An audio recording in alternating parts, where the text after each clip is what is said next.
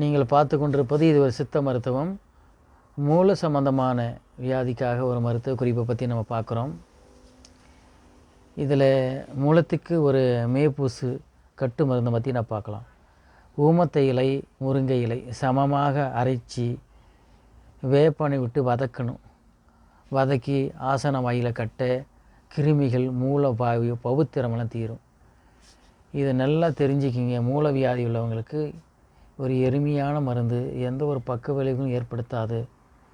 இதை நீங்கள் செஞ்சு பாருங்கள். ஊமத்தை இலைங்கிறது வெள்ளை ஊமத்தை தான். இது எல்லா காலங்களிலும் எல்லா நாட்டிலும் எல்லா இடத்தையும் கிடைக்கக்கூடியது. இன்னும் மழை காலத்தில் இருக்கும், மற்ற நாளில் கிடைக்கிறது கொஞ்சம் கஷ்டம். இங்கே ஈர சம்பந்தமான இடத்துல பெரும்பாலும் இருக்கும். அதான் ஊமத்தை இலை. அதாவது சும்மா ஒரு கைப்பிடி அளவுக்கு எடுத்துங்க.